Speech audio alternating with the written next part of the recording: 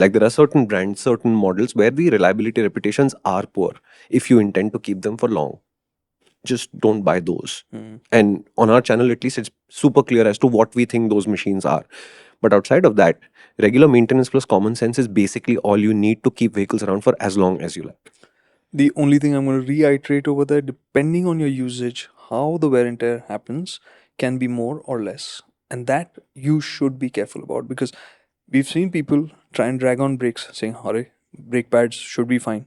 But if you're a heavy user, if Yeah. you're not careful, if you're going on, you have your light foot on the brake, the wear and tear is going to happen. You're going to eat through disc brakes. You're going to, as in, you're going to eat through the discs, the pads.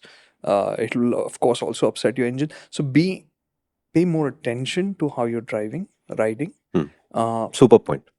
and you should be careful about how you use the vehicle in the smaller ways, because that can change what the maintenance requirement is. Like for instance, in our Ignis's case, like Vanita's thing is, I don't want to slow down for potholes.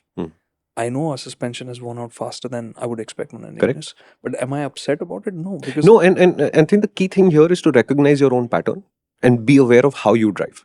It can sometimes give you an impetus to learn to do better, and sometimes it's just a matter of awareness. You don't have to change a thing. Like Vanita, for example, she drives just fine. She has this thing where I don't want to slow down for potholes. This adds up to a little bit extra maintenance on the suspension front, and if you're comfortable with that trade-off, which he is, why should we Yeah. worry at all?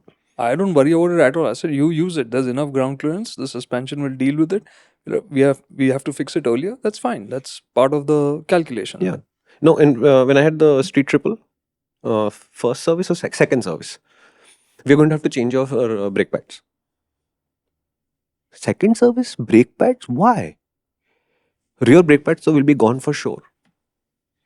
Rear brake pads will be gone for sure. I don't even touch that lever. This is time service. Tram service. So what they were doing was they were making an assumption based on the usage pattern that they were seeing. And remember, a street triple is early superbike. So you're going in traffic, you're using all the acceleration, then you're using lots of brakes to slow down for traffic, then you're doing it again and again and again. So you are causing a lot of wear. If you're scared of the bike, a lot of people will also, instead of closing the throttle, they will bleed the clutch a little bit. And that's how they wear out clutches also. Yeah.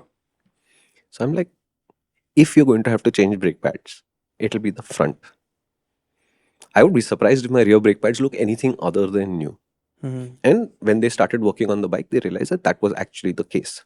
My fronts were 20% gone or something ridiculously low number like that, and my rear was basically brand new. And then I knew that I use clutches, for example, really, really sparingly. So my Ducati's clutch at 60,000 kilometer felt new to the point where the service advisor said, why are you changing clutch plates outside? You should be doing it with us. That's 60K. And I said, Wow. I haven't done anything to my clutch. My KTM clutch is still all. I think we changed it as a precaution 5,000 kilometers ago, and it's about 32 or something. No, 40-ish now. 38 or something it is now. Something. That's incredible. Right? So I know that my pattern is that I don't abuse my clutches too much. I know that my pattern is my front disc brakes pads will wear a lot. My rear discs will not wear a lot.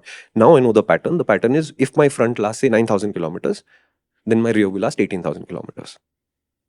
And I'm aware of how I drive and ride now. So I can predict what's going to happen next.